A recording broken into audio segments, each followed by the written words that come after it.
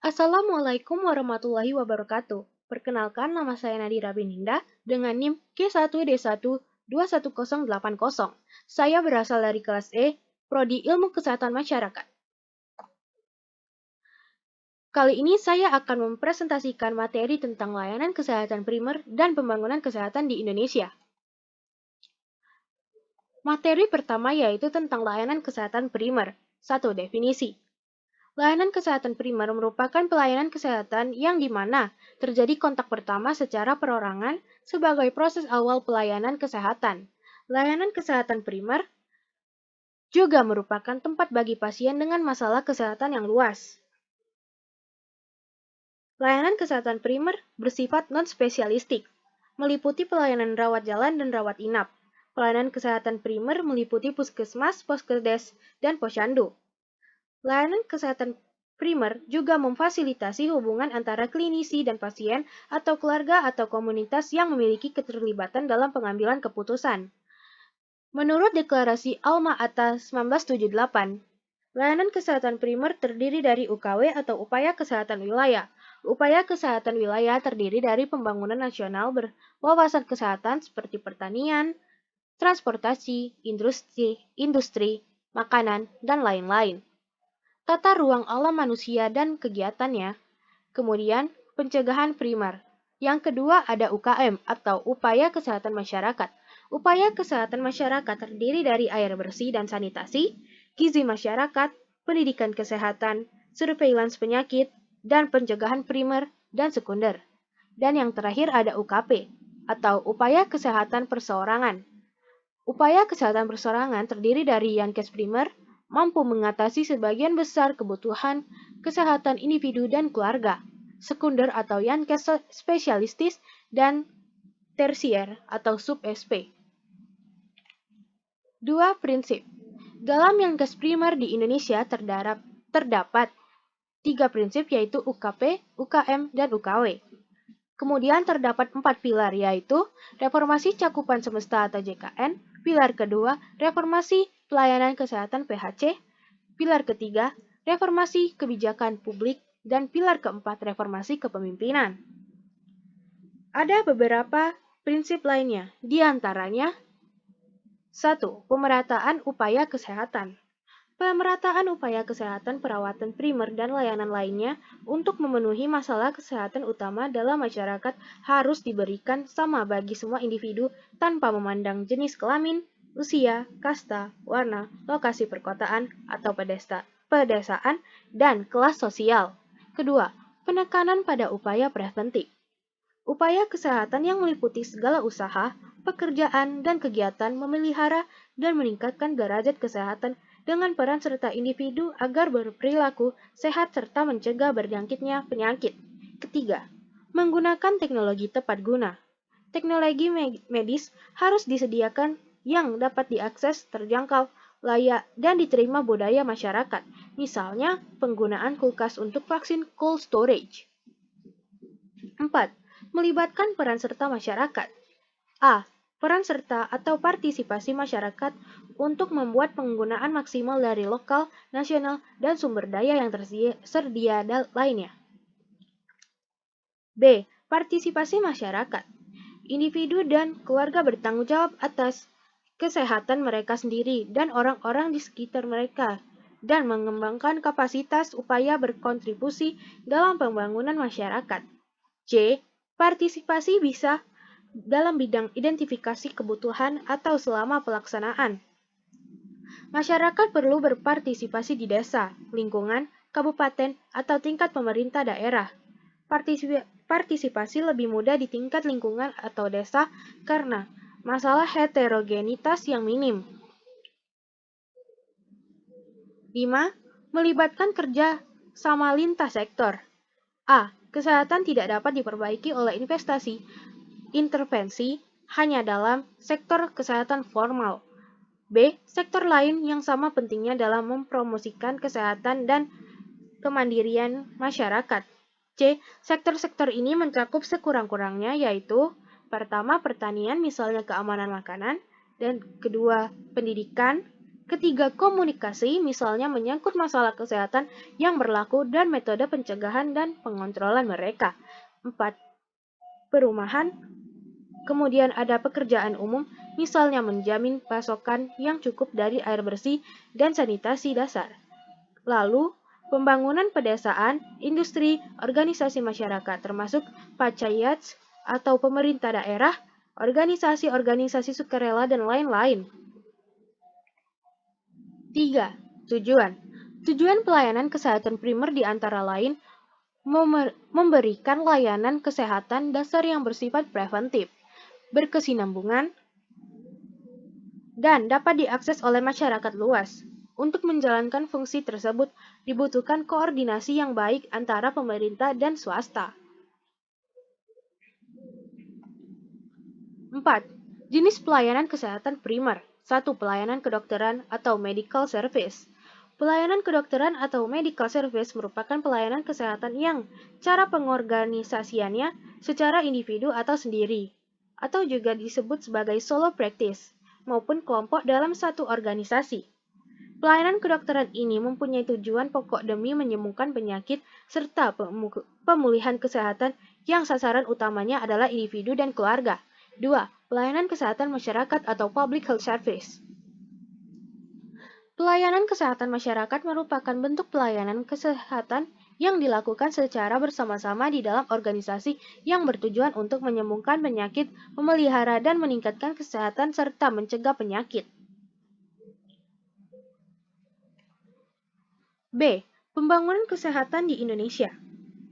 Pembangunan kesehatan pada hakikatnya adalah upaya yang dilaksanakan oleh semua komponen bangsa Indonesia yang bertujuan untuk meningkatkan kesadaran, kemauan, dan kemampuan hidup sehat bagi setiap orang agar terwujud derajat kesehatan masyarakat yang setinggi-tingginya. Sebagai investasi bagi pembangunan sumber daya manusia yang produktif secara sosial dan ekonomis. Keberhasilan pembangunan kesehatan sangat ditentukan oleh kesinambungan antar upaya program dan sektor, serta kesinambungan dengan upaya-upaya yang telah dilaksanakan oleh periode sebelumnya. Pembangunan kesehatan adalah bagian dari pembangunan nasional yang bertujuan meningkatkan kesadaran, kemauan dengan kemampuan hidup sehat bagi setiap orang agar terwujud derajat kesehatan. Undang-Undang Nomor 25 Tahun 2004 tentang Sistem Perencanaan Pembangunan Nasional atau SPPN mengamanatkan bahwa setiap kementerian perlu menyusun rencana strategis atau Renstra yang mengacu pada Rencana Pembangunan Jangka Menengah Nasional atau RPJMN. Sistem Perencanaan Pembangunan Nasional atau SPPN mengamanatkan bahwa setiap kementerian perlu menyusun rencana strategis atau Renstra yang mengacu pada Rencana Pembangunan Jangka Menengah Nasional RPJMN.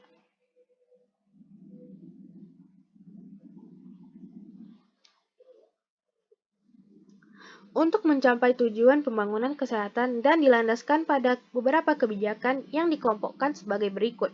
1. Peningkatan kerjasama lintas sektor.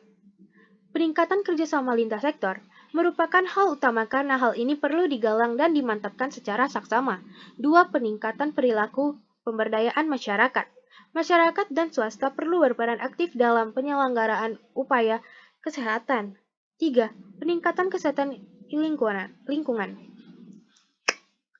Kesehatan lingkungan perlu diselenggarakan untuk mewujudkan kualitas lingkungan yang sehat, yaitu dengan atau resiko yang membahayakan kesehatan dan keselamatan masyarakat.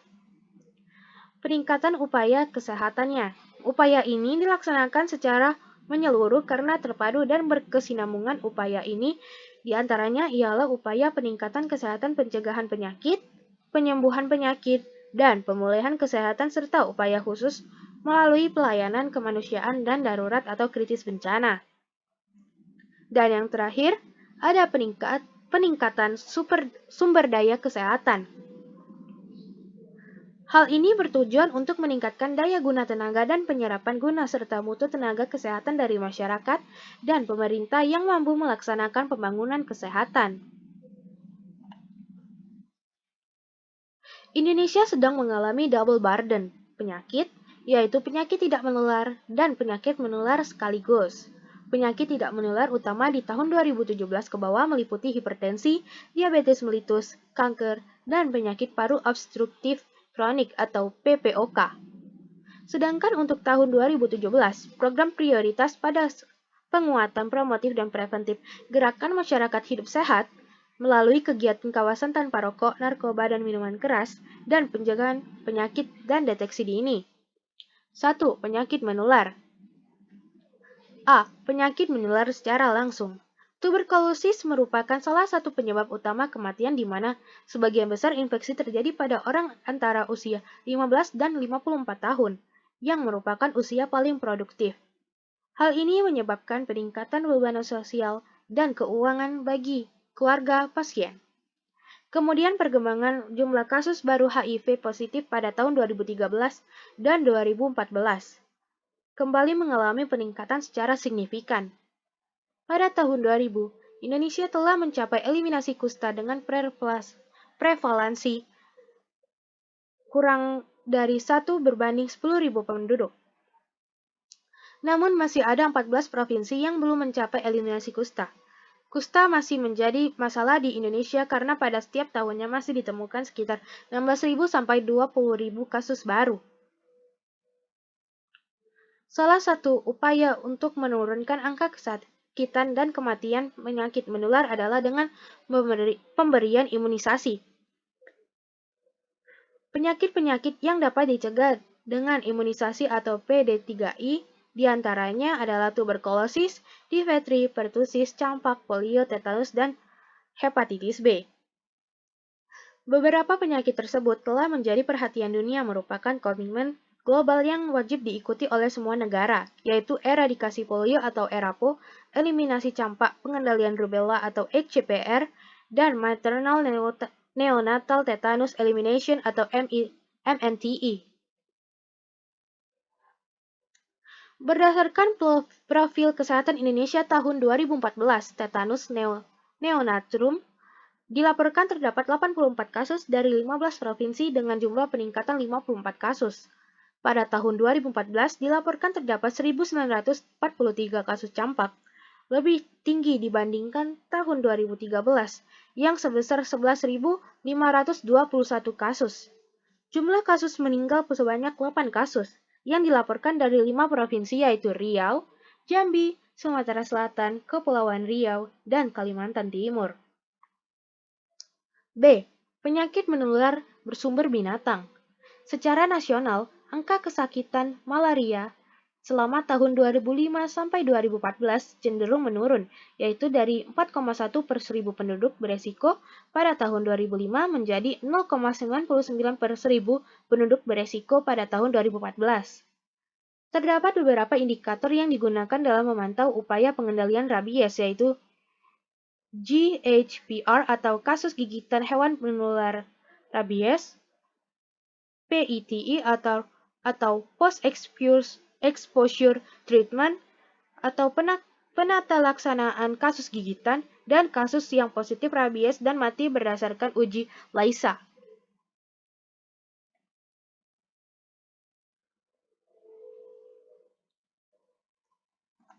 Dua, penyakit tidak menular. Jumlah kematian akibat ngerokok terus meningkat dari 41,75% pada tahun 1995 menjadi 59,7% di tahun 2007.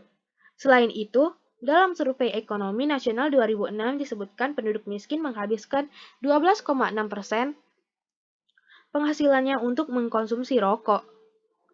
Selain itu, diabetes yang terdiagnosis dokter tertinggi terdapat di Daerah Istimewa Yogyakarta yaitu 2,6%, Daerah Khusus Ibu Kota Jakarta 2,5%, Sulawesi Utara 2,4%, dan Kalimantan Timur 2,3%.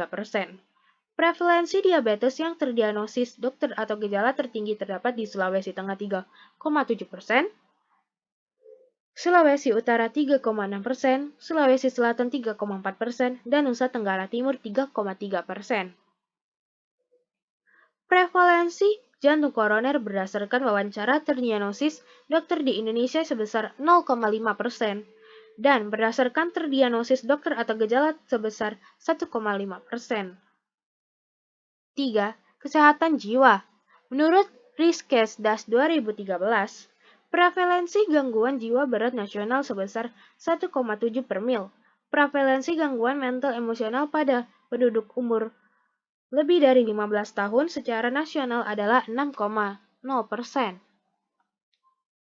Baiklah, sekian dari materi yang saya presentasikan. Saya ucapkan terima kasih dan saya ucapkan juga maaf apabila ada kata-kata yang salah dan tidak enak didengar. Saya akhiri, wassalamualaikum warahmatullahi wabarakatuh.